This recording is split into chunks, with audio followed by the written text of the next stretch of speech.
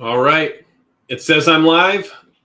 Whether I am or I'm not is up to you to let me know. So if you can hear me, you can see me, please let me know in the chat right now. Thank you all for being here. Very much appreciated. It's always good for us to get together here on Monday nights and just discuss everything that's happening. I do want to say I saw what you said, buddy, and I'm aware of what your thoughts are now. And so maybe that's a good idea. Maybe it's a terrible idea. You guys figure it out. Now, let's see. We have a lot to talk about tonight.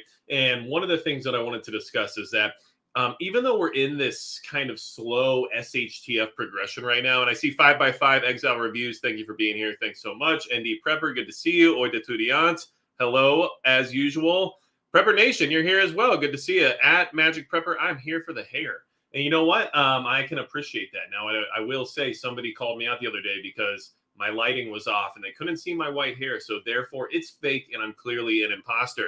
Now, you can see Prepping by Faith is here. Good to see you. South Florida DCL, good to see you as well. And let's see. Scott Bateman, your video the other day helped a lot. My last major prep is solar backup power. Well, that's awesome. I'm glad to hear that. And like I said, one thing I always try to keep people aware of is the fact that I am on this preparedness journey with you all. I'm not some kind of master expert trying to teach everybody else the best way to do everything. I'm learning and sharing with you what I am learning and what I'm doing so that it gives other people ideas as to what they could be doing or what they might even know better than I do that they can then give me better ideas with. So basically, I appreciate all of you helping me grow and become more prepared. And by showing you what I'm doing, hopefully it does the same for you. So always keep that in mind. I am not here to tell everybody exactly what they have to do. I'm more here trying to share ideas. And then I really appreciate all the input you all give me as well. Now, let's see. Northern Girl Hobbies, good to see you. Thank you so much for being here. Prepper Batman, we have Tariq and JC. Hello. You lost power for 3 days and wind from some minor wind and water became a problem. Yeah, that is a big deal. And that's one of the reasons why I'm going to be hooking my well into this solar backup system. So that should be great. Now that we've got some hellos and some courtesies out of the way, let's go ahead and get started with what we're talking about here tonight. So the cost of living crisis we're facing, that is something that is on everybody's mind, but maybe not everyone had the terminology for it. So that's why I wanted to title this live stream that, because that's basically what we're facing. This is slow progression SHTF at its finest, where our cost of living crisis is now the new crisis. It's no longer what happened 2 years ago, spreading around, and keeping everybody from doing what they used to do. But now it is the ability just to afford life, the ability to live on less or even sacrifice or whatever else that might require is something that's going to be very important for people here in the near future or even right this second. So start off tonight, let's talk about power and why it's so important, and also like what was just mentioned from JC, how quickly you can find out what you need and what you're lacking when it comes to having a power outage. But these are things that are associated with our cost of living crisis that we have to keep in mind, okay? Now, Kevin Brown, well, I'm glad I told you. At least you made it, okay?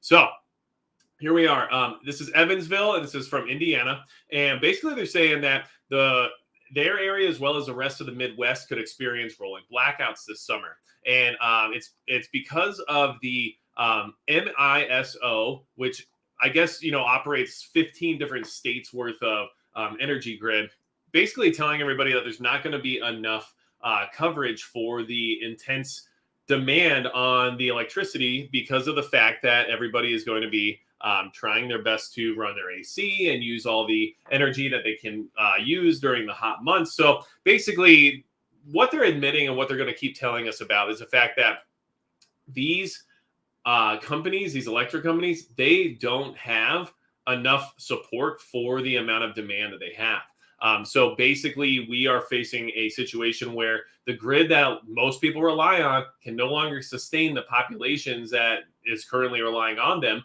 And that sustainment is going to decrease further and further throughout time.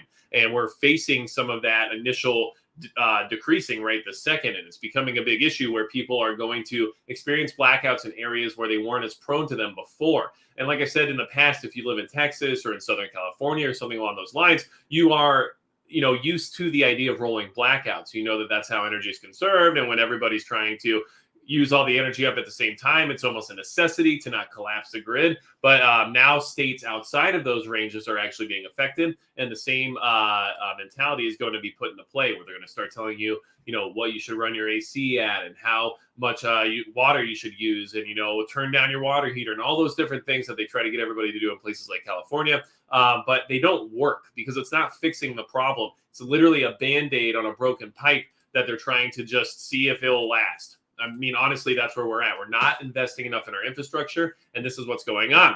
So here we have from NBC saying that heat waves and high energy costs are hitting some communities hard. Now, this is where it all combines into this cost of living crisis that we need to discuss, okay?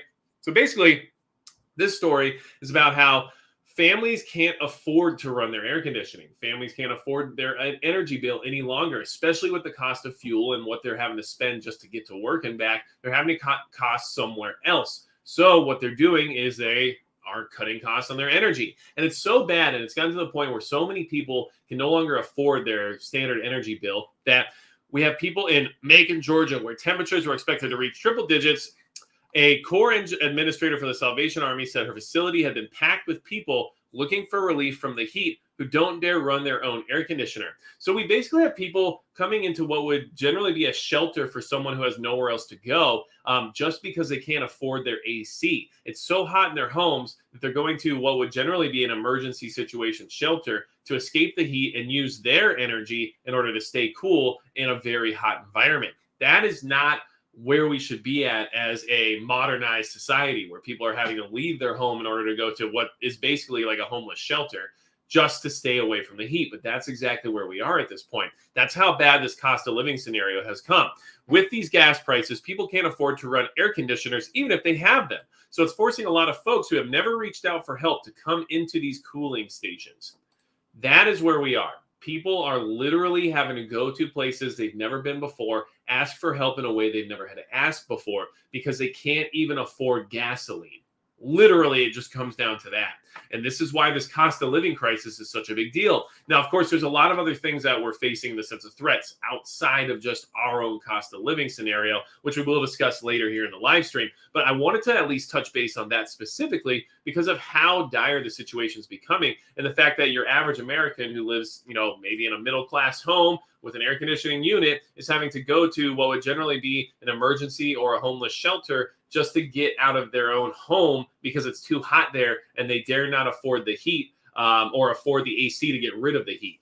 And that is something that I don't think a lot of the country is prepared for. And so it makes me a little bit concerned seeing how this is all unfolding and how it's so slow that there isn't really an emergency response to it, that there isn't some kind of coordinated response to how we're going to alleviate these energy problems that we're having right now in order to maintain a certain quality of life and maintain an ability to take care of each other here in the United States.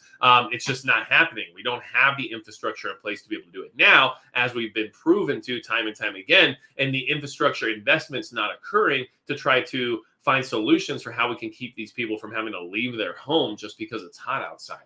So that's where we are.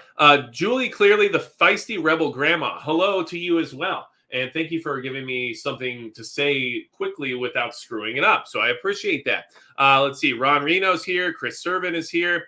Let's see. Chris Servant says, reminds me of Married with Children episode where they lived in supermarket because AC broke. And that is, that's, probably what we're going to see a lot more of these days. And there's a lot of reasons why people go to the mall to exercise, right? Because it's air conditioned. Well, I think you could start to see maybe an uptick in mall activity here in the near future, but not in spending. So the mall's still going to close eventually. Don't get too excited. William Pence, hello, good to see you. Stealth Mode is here as well. Now, let's keep going on this whole thing because, like I said, this is not just an energy situation. This is also a crisis of trying to figure out how people are going to afford to live. It's impossible. It seems like it's impossible at this point in time because of how tight things are really becoming. Will your AC stay on in Texas this summer? A state senator wishes he could promise that. So this is another example as to why the power grid is going to fail us. It's not even about it possibly failing or not even about it being able to maybe keep up. They're just telling us at this point that, look, at some point you're probably going to lose power. And that's what this article is about. For the uninitiated transplants, that was our hottest summer ever in 2011. Many cities shattered records for the most 100-degree days in a row. 70 in Dallas, for example, 98 days above 100 in San Antonio, right? But now we have the devastating winter storm that showed everybody in 2021 that the power grid was not going to stay operational during extreme weather. So they have all these people moving to Texas from states like California. They have all these new people in the sense of a population in their area. And of course, there's lots of people coming in through the border as well. So because of that, they are pushing that grid to the limit. And the people who are new to the area aren't prepared to deal with what this is going to be like. So what they're basically saying is that the Electric Reliability Council of Texas is saying you are going to lose power at some point in time, and that the grid is eventually going to go down, and that it doesn't have the resilience and the reliability that it needs to maintain the demand from the population that's currently there. Okay. Now, Silverstein, who's somebody they've been talking to about this issue, is saying, I'm not worried about it now because it's only June, but in 2 months, all those extra plants have been running so hard for so long. She says it could be a different story, right? So it's just about the fact that the ability to supply the demand does not exist, and it is not going to exist. I don't know if ever. I mean, we have to literally build nuclear power plants if we want to get things back up and online. If we want to get over the red mark of where people where people's demand is versus the supply of energy, it's going to require extreme amounts of power, probably something from like a nuclear power plant, more so than even coal power, and definitely more so than renewable energy. Now, we know that the current administration is saying things like, well, at least with this whole scenario, you know, it gives us a reason and a push to move towards green energy, right?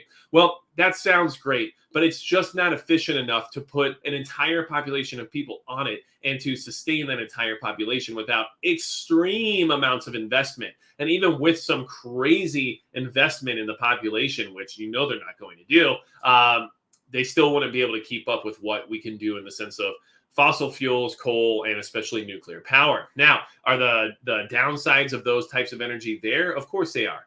Is there something that's inherently risky about using nuclear power? Yeah, of course there is. But what's worse? Having power that could be risky, or not having enough power to sustain a population that's becoming increasingly more desperate every single day when it comes to their own basic needs being met. And that's exactly why this is such a dangerous situation in the sense of the crisis of the cost of living, because people are going to keep losing their minds every single day. Somebody gets left behind every time you go and fill up your gas tank, every time you go to the grocery store, every time you click order that item on the internet. Somebody else is being left behind because that income that you were able to spend, they no longer have access to. And the more people who get left behind, the more likely one of those people is going to be someone who's willing to act out on the fact that they've been left behind by society. So this is becoming a problem for all of us, not just for those who are struggling financially, okay? So let's see here.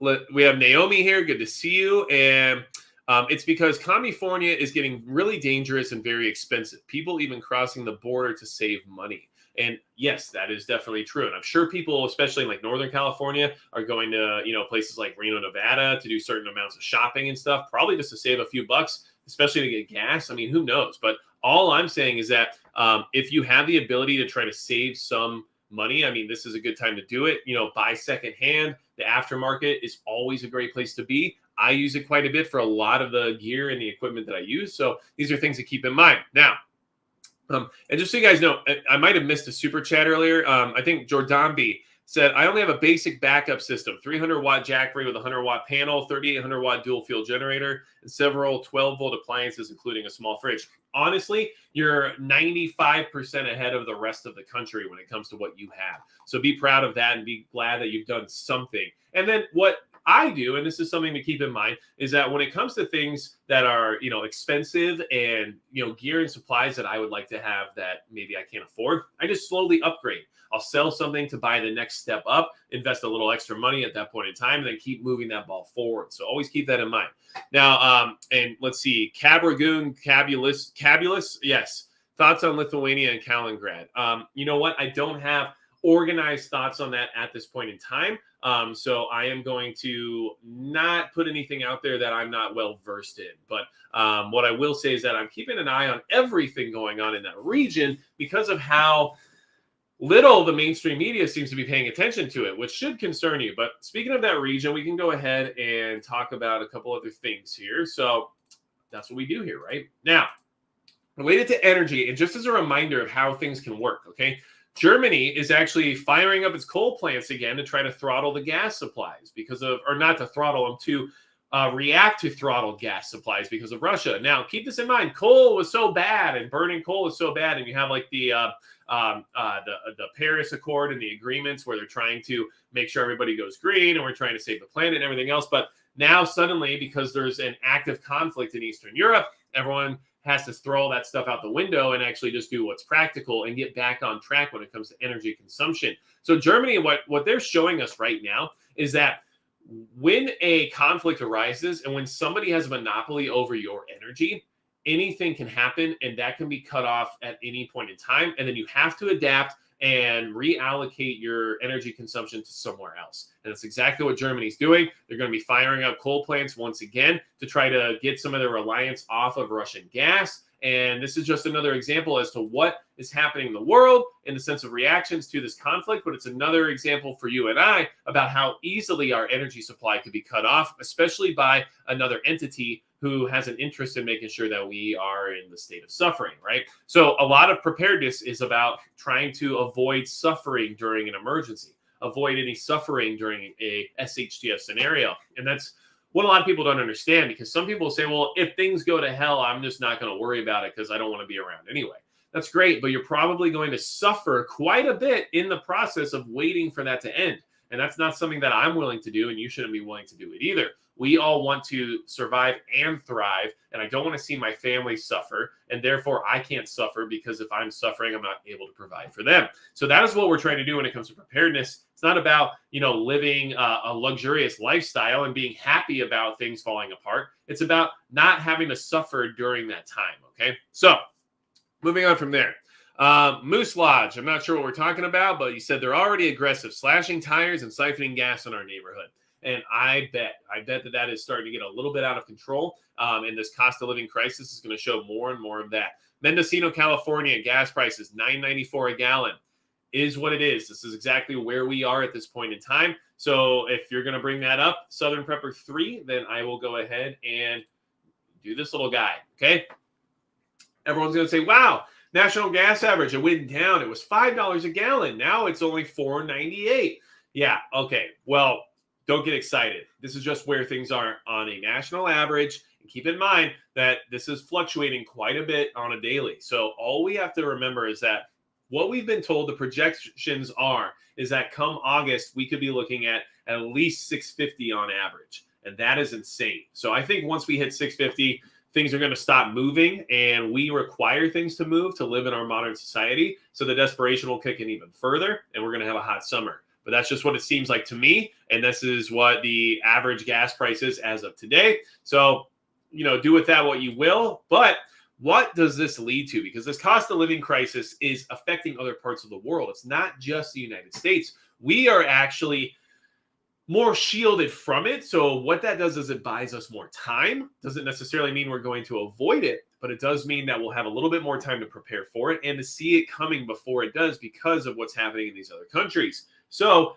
what we're going to talk about next is what we can expect here based on what's happening in places like Ecuador, okay? So Ecuadorians are fed up with high gas prices, inflation, and begin demonstrations, okay? So Ecuadorians are starting to protest, are blocking roads, burning tires, doing the whole deal, trying to get the nation to do something to cut the price of fuel. Now, there's a little bit of naivety there, because of course governments do have their hand in certain pots that allows for gas prices to be somewhat manipulated. But at the end of the day, this is still based on what oil prices are set at, which is an OPEC organized pricing system for the most part. And what that means is that there's not necessarily a government answer to some of these problems. Now, of course, in countries like Ecuador, where the government's more involved in the average person's daily life, they would obviously have the belief that the government could do more than they're probably capable of.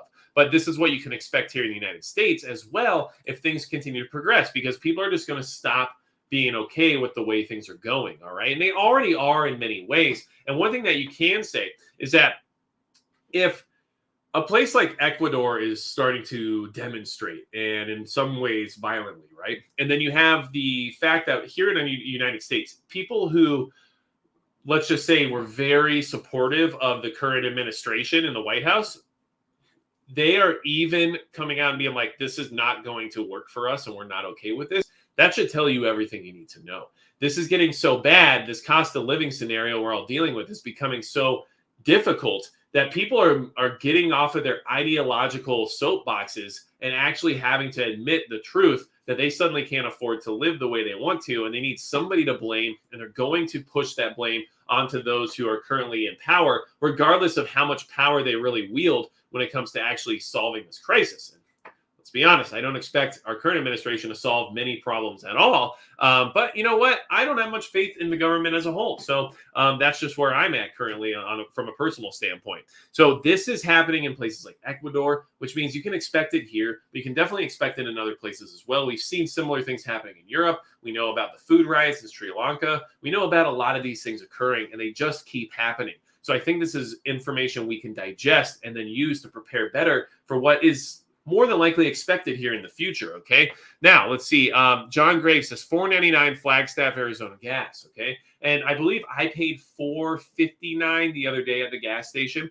And then I think premium was running at like $5.19. So it's just, no matter where you live, it's more expensive than it used to be. So even if it's cheaper for me than it is for you over there in California, that doesn't mean that I'm doing better or doing okay. Everything's relative to location, and it's very expensive and very difficult to justify travel of any kind and just anything really at this point in time.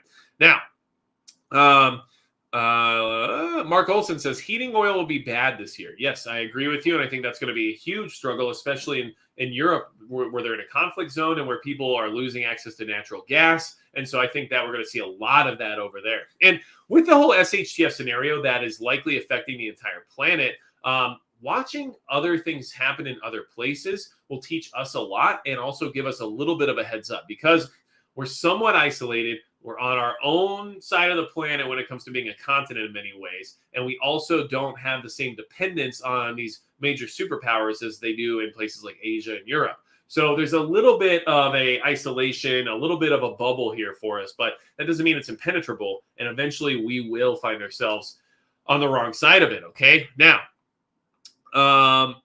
Brian Keith Prepper says, I've seen videos on Twitter that the left is blaming, the far right for the gas price increase. Okay.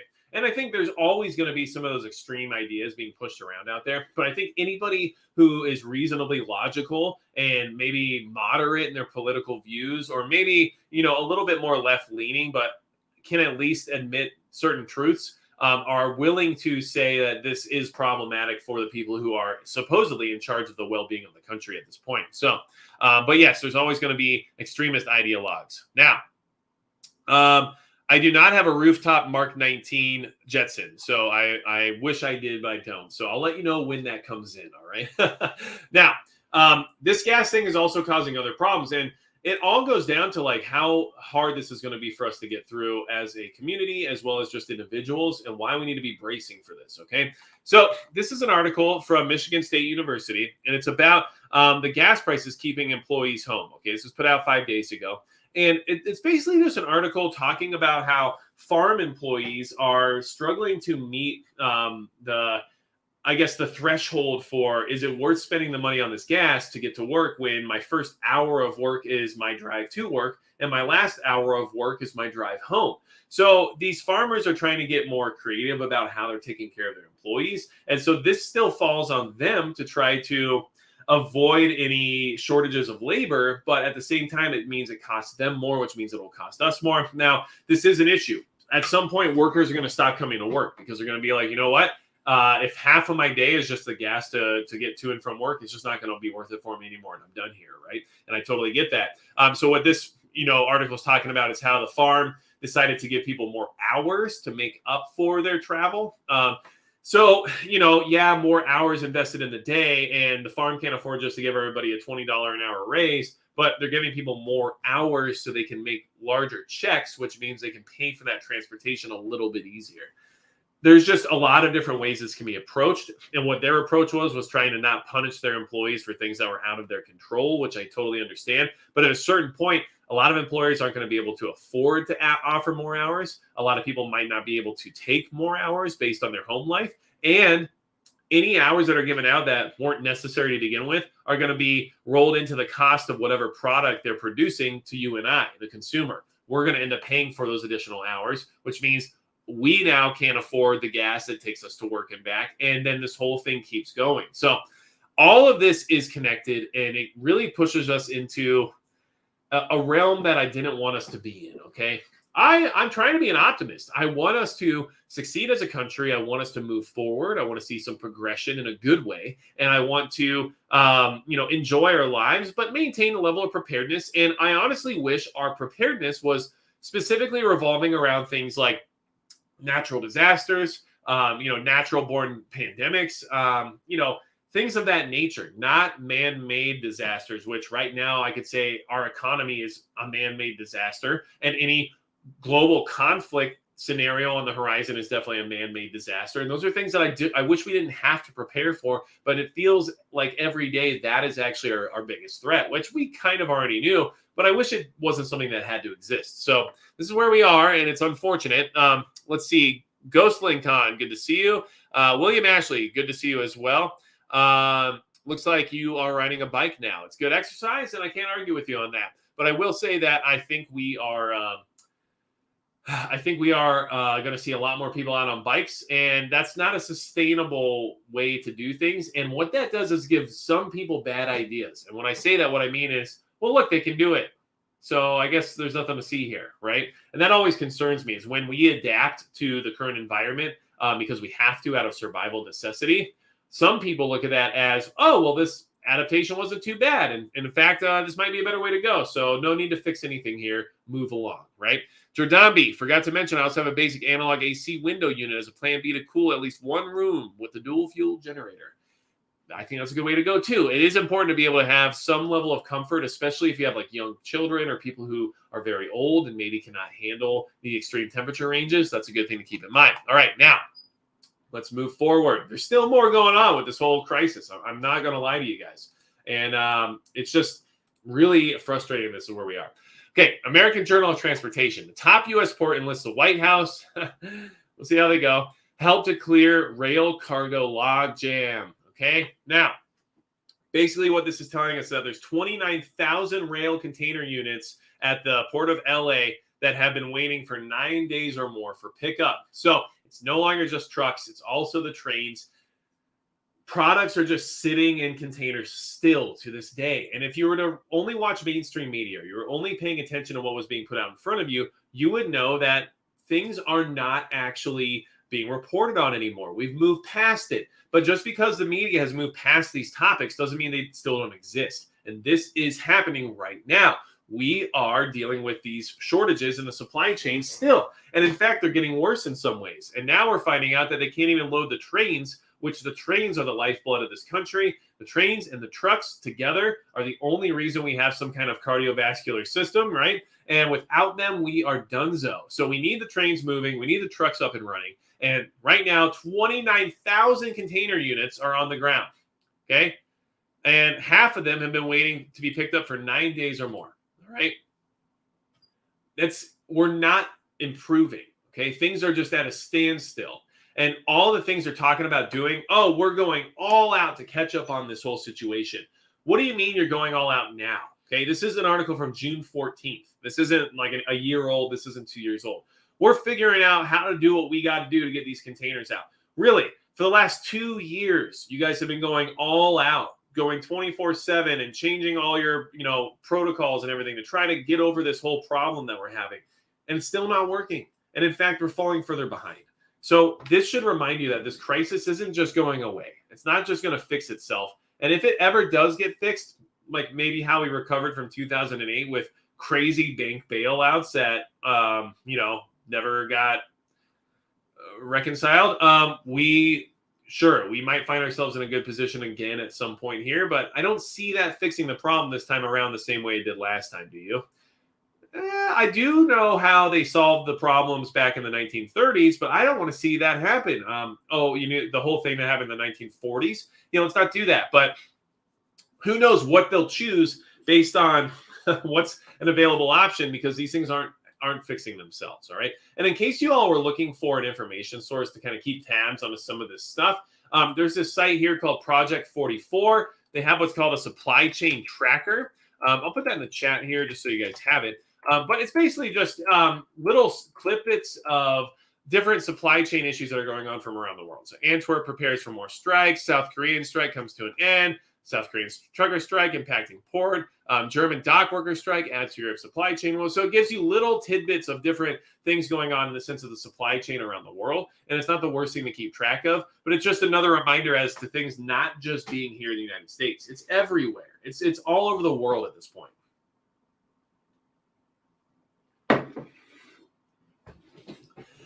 It's not good, basically, is what it comes down to. It's not going to get better anytime soon. Okay, now go ahead and close this out. All right, so let's get in the chat here for a second. Kevin Brown, autocorrect cars. Okay, I think he meant cares, but whatever it says. Okay, let's see here. Oidatudian says my work truck's a GMC Yukon, $5 a gallon equals $100 plus to fill it up. 100%. I drive a Toyota Tundra as my personal vehicle. I will say I drive my wife's car a lot more often because of obvious reasons. A little bit better on gas, but that truck of mine, cost me $120 to fill up the other day, and that hurt. That's an entire bill. That's how much my internet costs. To be honest with you all, I mean, I have to pay for a little extra internet, and I live out in a rural environment, so I'm limited on options. But yeah, I wish I could just pay my internet bill, but instead I had to get gas, and that's kind of how everybody's probably feeling at this point in time. Ark Wildman Survival, good to see you. Vision Preparedness, good to see you as well. We have East Tennessee Preparedness, and we have Seabass as usual. Good to see you. All right.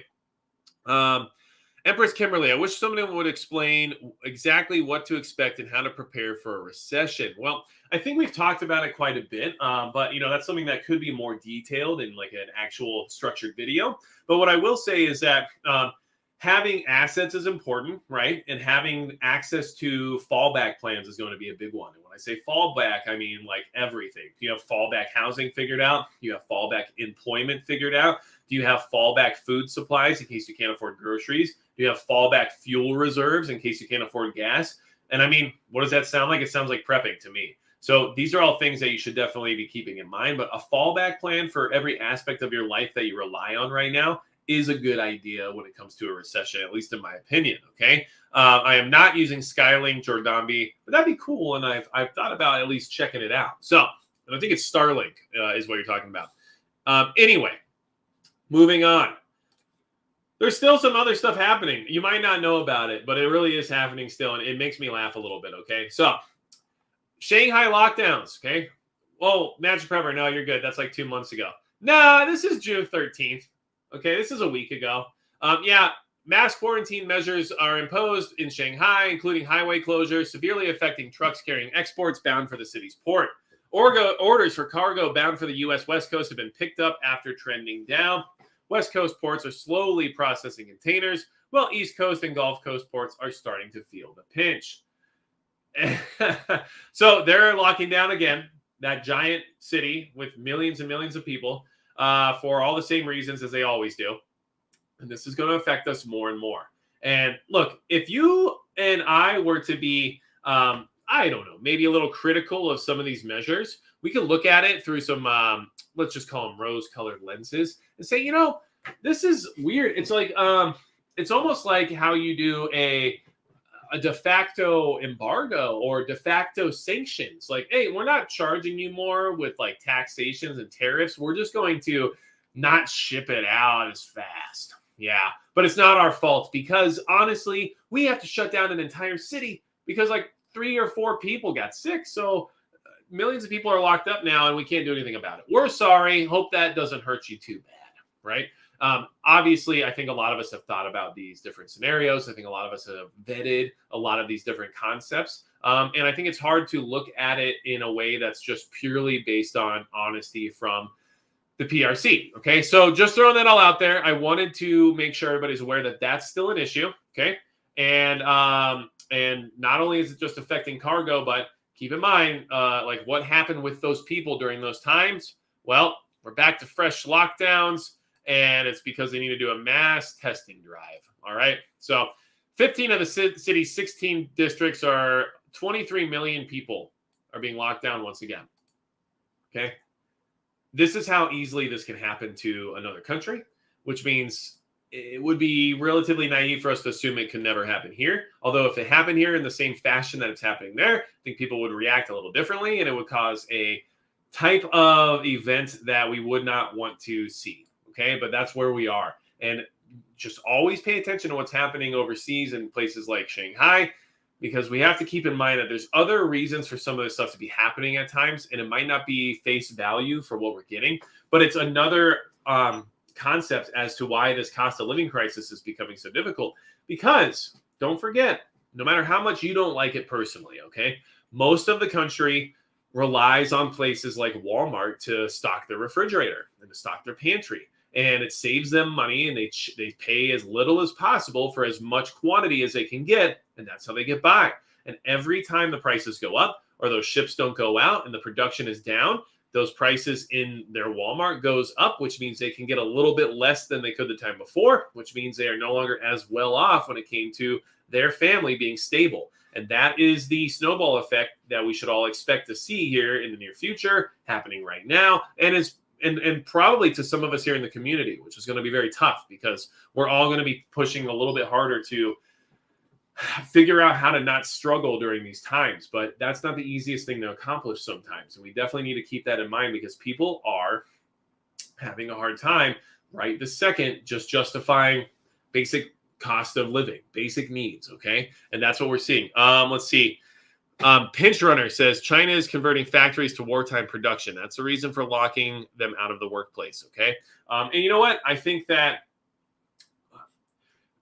that's probably speculation, but I don't think that it's inaccurate, in the sense that I think if you were to war game a lot of these different scenarios out as to why some of this is happening, I think that would be one of the options that would be a reasonable explanation. So that being said, yes, I think there's a lot of those things happening throughout the world right now, not just over there, but we are seeing our share of, let's just say, movement. Okay. Now, this is an article about how agricultural robots can help global food supply shortages, okay? I've told you guys this before, and this is going to keep being part of the story. They are going to push to use these shortages and these supply chain issues, and especially the food crisis, as a way to get automation on board and to make it more prevalent. So I think we should all be very aware of that, and I think we need to be prepared to lose jobs and to lose access to certain industries based on the fact that automation is on its way, no matter how you feel about it. And no matter what people say in the sense of, oh, the technology will never be here, or this or that, or it's going to be 40 years from now, 30 years from now, whatever, it's on its way, and it is coming. So keep this in mind. Now, one thing about this article that I thought jumped out was pretty interesting is, according to Hansotia, about 13% of the global calories came out of production when the conflict overseas started happening, okay, when the borders shut down over in Eastern Europe. That's huge, okay? 13% of global calories. When you say it like that, that becomes a little bit more of an eye-opener as to what we're looking at in the sense of the food supply, okay? That's a huge, and I'm saying okay a lot because I know Buddy is probably having a really rough time at this point. But this is where we are, okay? I got you. Now, why is this part of the problem? Why do we have to prepare for these things? Other than, okay, well, you know, I get it, Magic. Food supply is going down. All right, well, then we'll just get more food, okay? Energy, we can't guarantee the grid's going to be up. Okay, I'll get some alternative forms of energy, right? We're preppers. We're getting stuff. We're already prepared for some of this stuff. What's the big deal? If the big deal is what happens to the rest of the population, it always is the big deal at the end of the day. The rest of the population cannot and will not actually adapt to these things that we're dealing with. Because of that, it's going to cause some serious issues for us here. You saw what's happening in Ecuador already. Now, businesses are being told that they should prepare for a rise in civil unrest. Okay? They're being told that this is something they need to adapt to as a business. Be prepared to lose workers. Be prepared to have property damage. Be prepared to have financial losses. Be prepared to have your building burned down. These are all things that are being put out now as these global crises are starting to pile up on top of each other. And as you can see, even here it mentions things like the destabilization of the disrupted supply chains and spiking prices for food, fuel, and fertilizer, okay? That's all it takes. And if we go look at the actual report that this article is about, you can see here, okay? And this is from the Alliance Global Corporate and Specialty, I guess you would call it report, all right? And here's what they're trying to tell us right here. Destabilizing potential of disrupted supply chains and rising cost of living due to inflation could stir civil unrest in many countries globally. Damages and losses from previous protests in France, Chile, the US, and South Africa cost billions of dollars. The power of social media in combination with political polarization fuels protest movements. Companies should review and update their business contingency plans if necessary, considering any supply chain vulnerabilities. All right. And then the rest of the report goes on to talk about why all of this is so important for businesses to adapt to and why they should expect this rise in civil unrest to affect them directly. And I think we can all agree, at least I would assume, that these businesses are correct in assuming they're going to see more civil unrest occur.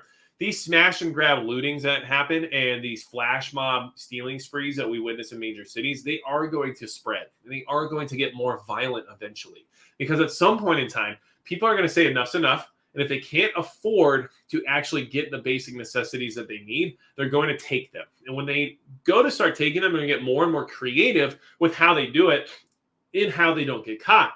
So imagine right now you run in, you do a smash and grab, you grab everything, you run. 10 days later, surveillance cameras pick you up and figure out that you're the person involved and you get arrested, right?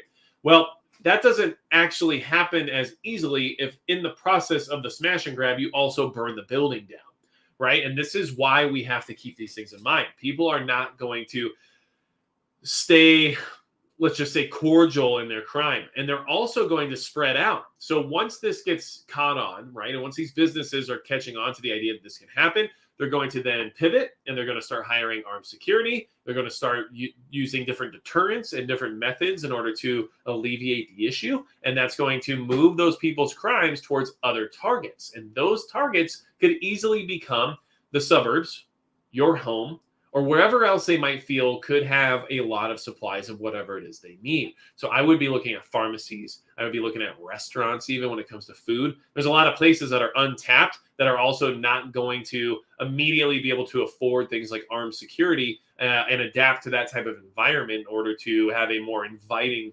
atmosphere when it comes to places like, you know, a restaurant. So this is what you can expect. All right. Now, and there's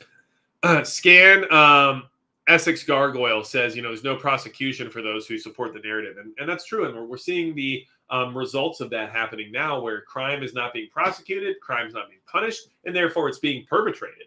And that's going to continue as well. So what's happening overseas that we need to be keeping an eye on? But first, coffee.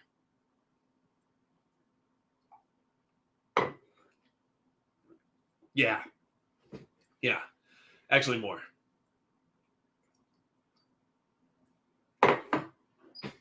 Okay, now we're good. Whew, sometimes you just need it, all right? So, Europe will disappear in nuclear war if it hands Ukraine nukes, okay? Now, a Polish MEP said that the West should give Ukraine whatever it needed to defend itself. The boss of Russia's parliament warned that large parts of Europe would disappear in a nuclear war. Now, keep this in mind. There is a push from countries like Poland to possibly stage nuclear weapons in Ukraine. That is not good for anyone. We don't want to escalate the scenario, but yet the escalation seems to be wanted at this point, okay? People are pushing for this to happen. They want it to happen, and they are trying to use their power to stop this war from occurring. But all power does when pushed up against additional power is create strife. It creates friction. It creates heat. And that's not what we want to see. And that's exactly what they'd be pushing for by doing this. Okay. And this article goes through to talk about how the Polish foreign minister, Radoslaw Sikorski, basically said that parts of Europe could disappear in a nuclear strike. Okay.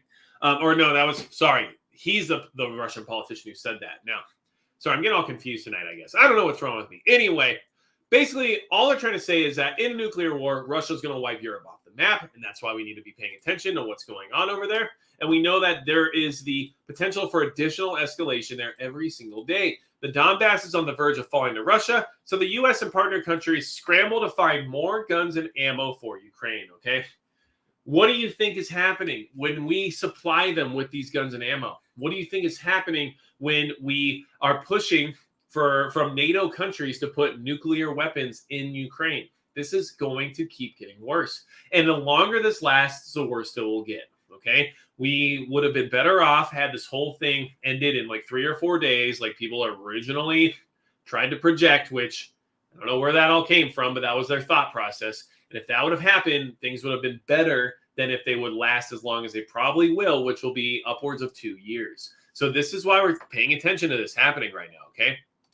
Listen, every time we arm Ukraine with $1 billion defense deal, we're telling Russia that we're willing to keep this thing going. And so Russia isn't going to just stop because we gave somebody a bunch of guns, right? And this is happening right now. Russia-Ukraine war, Pentagon's new $1 billion weapons package to include howitzer and HIMARS rounds, okay? HIMARS are high mobility artillery rocket systems. I mean, this isn't going to make it better. No. Now, some people will say, okay, well, they need this stuff to defend themselves, so it's the best thing that we can do. And I totally understand where that thought process comes from, and I get it. And I'm not upset by it. I understand why people feel we have to do something, and this is the best way to do it without getting specifically directly involved. But we are poking the bear, literally and figuratively, and I think that eventually the bear is going to get mad and wake up and growl. And when that happens, you better have a 460 Smith & Wesson ready to face that bear, because otherwise, I don't know, bear mace might do the trick too, but I don't know about this bear. And you tell me exactly what you think in the chat, but I think we're going to see this whole situation get worse, and I think that we are constantly adding fuel to the fire, and that fuel is eventually going to push that flame up to a degree that we can't come back from. And when things burn hot enough, what do? They turn to glass, or they vaporize. And either way, that's what we're going to see happen if this keeps happening, all right? We are Hammer. Thank you so much for the super chat. I appreciate it. Prepping by Faith says this administration wants conflict. Well, there might be some truth to that, because at this point in time, one of the only ways to bail us out of the horrible economic situation we're in could be a conflict. Let's just see what happens. But I have said before, and I've believed it for more than 2 years now, that everything that happened in 2020 will eventually lead to conflict. I guess you could say it already has in many ways, but I meant the United States itself being directly involved in some type of conflict. And I think that's still a high possibility, because that's where we are. Okay. Now, Steve says, everyone needs to take a couple of deep breaths and stay the course on preparedness. We are in better shape than most people. Arm yourself, keep your eyes and ears open, protect yourself and your family. And I agree with that. Okay. I think that we do need to take a deep breath, and we need to understand that we're not operating out of fear, and we're not operating with emotion. We're operating with a very strategic mindset, and using the information that we're digesting and the information that we have access to be as strategic as we can when we're planning our next move. And that's exactly what everybody should be doing. So you have to prioritize your preparedness based on what's more likely to occur. One of the things I'm working on is I'm trying to get a shelter for tornadoes in my home, right? Whether or not it's underground or above ground, one or the other, I need a shelter. Would I like it a below ground bunker that would be rated for nuclear fallout? Of course, I think that would be great, especially with the current situation at hand. Can I afford that right now? No, I can't. So can I get something that will at least protect my family from a more likely scenario, which would be a very strong storm with a tornado? I think that would be more likely, and I think that's a more doable endeavor. So that's why I'm going that route. And then down the road, I can always add a nuclear bunker as well. It's not going to hurt me to have both, but that's where we're at. We need to prioritize based on the current circumstance. And I am trying to prioritize what the largest threat will be, at least at this minute. Do I think that nuclear war is possible? Of course I do. Do I think that I'm still more likely to get hit by a tornado? Yes. As of right now, yes. Okay. That could change at some point in time. But I also think that where I live has a little bit of, I don't know, maybe a higher chance of dealing with something like nuclear fallout because of all the Minuteman silos in my area. But at the same time, I think there's some other thought process that has to go into that concept as well. Now, Stay Survive says the move on M855 ammo, is that a move to dry up the ammo supply and raise cost, or is it stockpiling for the military for the possibility of World War III? And I think that it could be a two birds, one stone scenario, right? Why not keep it for ourselves and we keep it out of their hands too, right? It's win-win if you're asking somebody who doesn't want people like you and I to have it. So that's kind of where I'm at on that one, just so you're aware, okay? Now, let's talk about this because it goes hand in hand with some of these global threats that we were just discussing, all right? China claims to have intercepted a ballistic missile in flight. The capability is a major step for China's air defense system, okay? So basically, China's saying that it tested a defensive missile to shoot down ballistic missiles when they're in flight. It was successful, which means it has a better chance of deterring a nuclear strike from countries like the United States in the future during some kind of conflict where maybe we get involved due to what happens in Taiwan. Maybe we get involved due to anything else related to what China has been up to over the last couple of years. And them being able to stop an ICBM from reaching their shores is a big step in their ability to come to the negotiating table, right? If you know that you have a good chance of stopping a nuclear strike before it hits you, it's a little bit easier to come into a negotiation as the power speaker because you know you have the power to destroy and the power to defend. Now China is saying they have both as well. So it changes the dynamic as to what we're talking about when it comes to negotiations, peace deals, and everything related to Taiwan, let's be honest. And all of this push from China in the sense of military capability and defensive capability is to eliminate the United States' involvement with anything occurring in Taiwan here in the near future. That's what I believe 100%. We know strategically it just makes sense for them to reacquire that territory. We know strategically that Taiwan has things that China wants, aka micro semiconductor production capability. And we also know that they are sick of the United States telling them what is or is not theirs.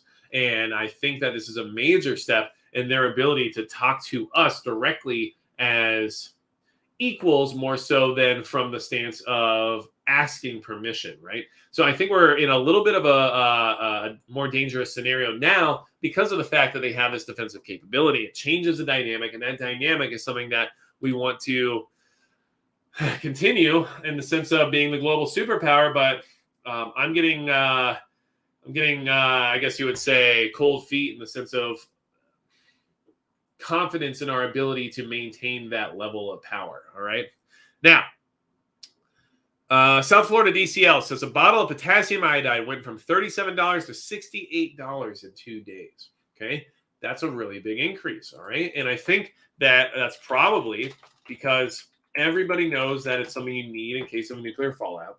And the production of everything in the world is down. So everything's becoming more and more difficult. So I just feel like we are in a situation where we have to get what we need, even if it's expensive, because without it, it could be really bad. All right. And I think that we are just going to find ourselves trying to find the best deal all the time. And I want everyone here to know that we are, let's just say, we should be good friends of eBay. I find really good deals and really good stuff on eBay, and I get excellent discounts there that I don't get on any other platform. It's up to you, whatever works for you and your trust level and everything else. You know, verify your sellers and whatnot, but make sure you have the gumption to go through and look at auctions on eBay and stuff like that. Because man, sometimes I make a killing. I recently got a pair of size 15. 511 tactical boots, which are their Desert Expert 2.0s. They're like $140 boots. I got them for $60 brand new because they're open box. I mean, that's where it's at if you ask me. Let's see here. So Lily B, I appreciate the kind words. And yes, I've worked very hard on getting into shape. And it is not fun. And I don't necessarily enjoy it, but I do think it's very important.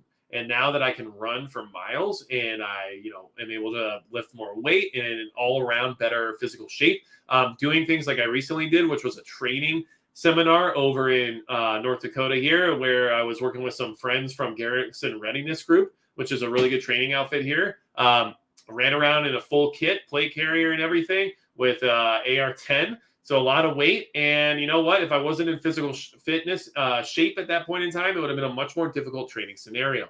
So I think that is a big deal to try to get into shape. Do what you can. And then if you have health reasons and stuff like that that keep you from being able to do that, use that knowledge to prepare better for the fact that you know that that's not really an option for you. Okay. And make sure you work out your brain then, because you need to be big brain when, a dumb guy like me can run out and go punch a tree. You can be big brain and be like, hey, man, you should probably get an axe or a saw because punching the tree is pretty dumb. Okay. So, and if you don't play Ark Survival Evolved, then you don't know anything about punching trees. I'm just going to throw it out there. So now, Jetson, have you rucked around with 60 pounds of gear for 20 miles yet? I haven't done it recently. I did as a much younger man, but that's something I'm working on this year. And, one thing that I have to keep in mind, and something that I think everybody needs to remember, is that I've got young kids. I do. I have a family, and it is hard to do some of those things. So finding that balance is very important. And I suggest everybody do their best to find that balance.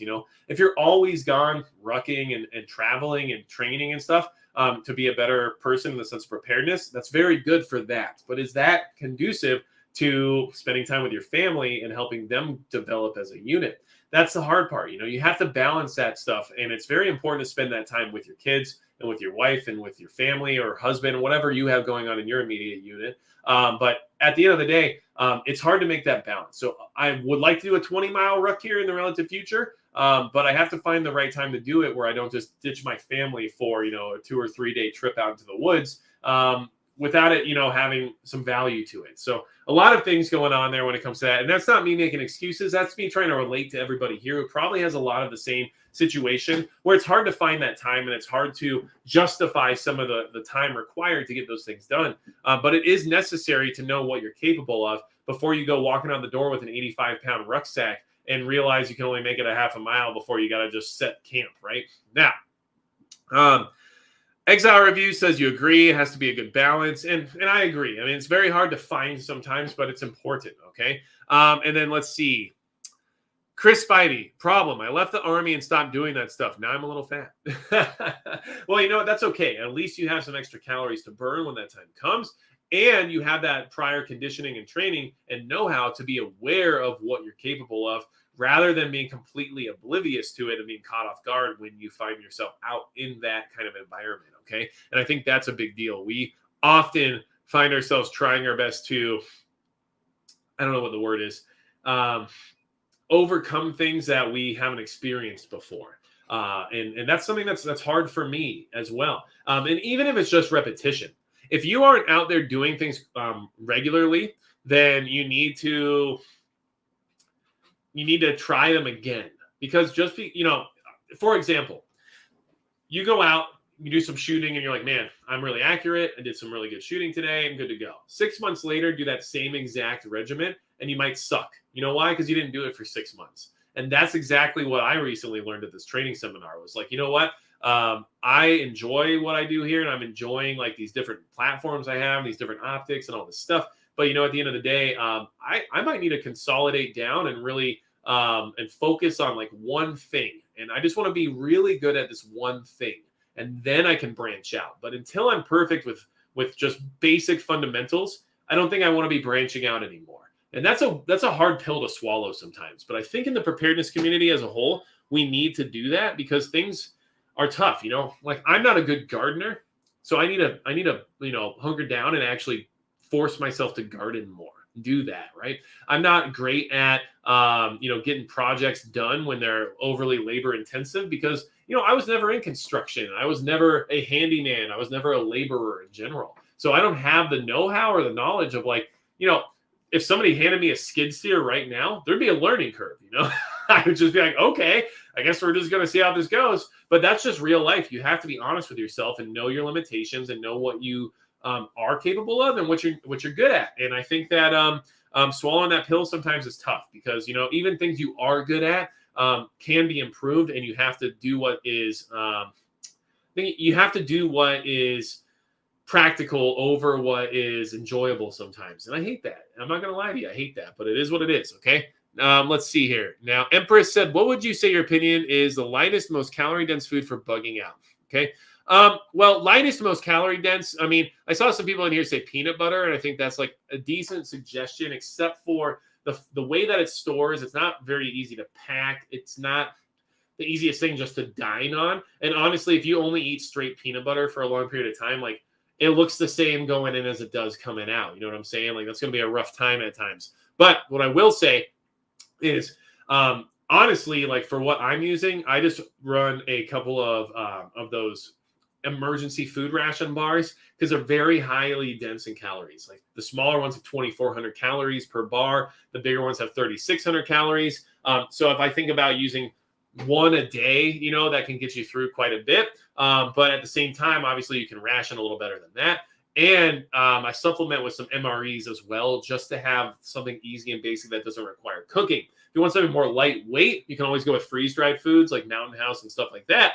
But you're going to need water for those. You're going to have to boil that water. It all depends on what your capability is and what you're going to want to be doing while you're out there. If you want to bring a jet boil stove setup that has the propane tanks, then, you know, boiling the water and making the Mountain House and stuff is no big deal. But if you're relying on a campfire for everything you do, and based on the environment or what happens, if it's raining or who knows what else, you might be limited in that. So most of the time I like things that don't necessarily require cooking just because it is a little bit easier, but you also are going to have a little bit more weight because of that. So that's just where I am. And I think that, you know, you have some things to definitely consider there, but freeze-dried foods tend to be the lightest weight and you know, they're dense in calories, but more so dense in nutritional factor.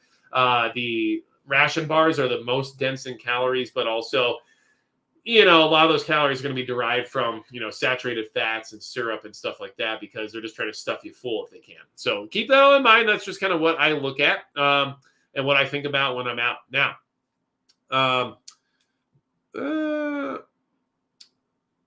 and Goofy Roofy says, depends on how long you're out for, but things like, you know, weight gainer can help. And I agree with that too. So, hey, I really appreciate you guys asking questions. I really appreciate trying to help all of you that that have questions. And honestly, you help me too by even having to think about some of these answers. Trying to find the solutions is a great exercise for me as well.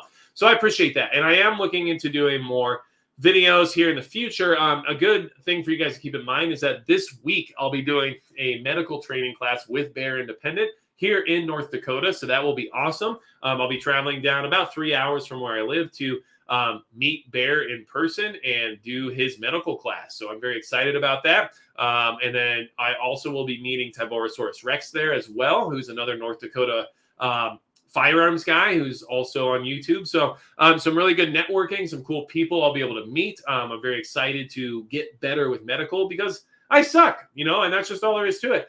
Do I have a basic first aid background in my head? Sure. Am I the first one who wants to jump in and try to stop somebody's arterial bleed? No. So, you know, I'm really excited about learning what they're going to teach me. I'm really excited about getting more acquainted with the gear that I have in the sense of IFAKs and stuff.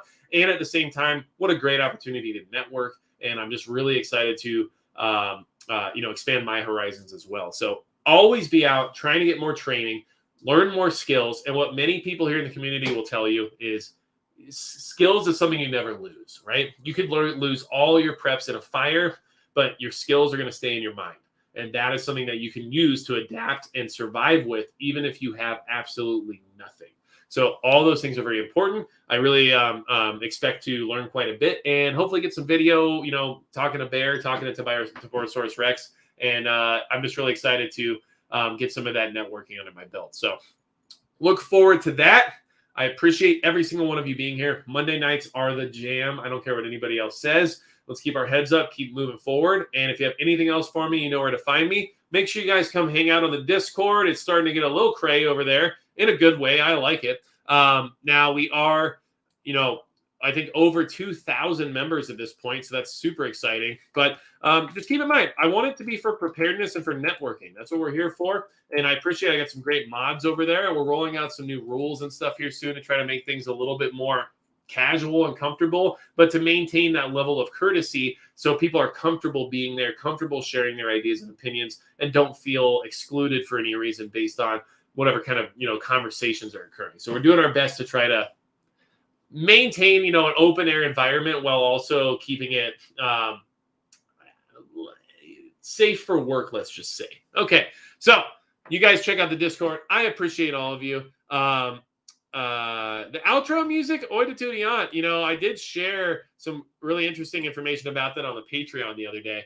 But I will let you know that the outro music is something that I may or may not have helped write. Okay. And I think that that's, you know, kind of an understatement. Of course, I was involved with the writing process.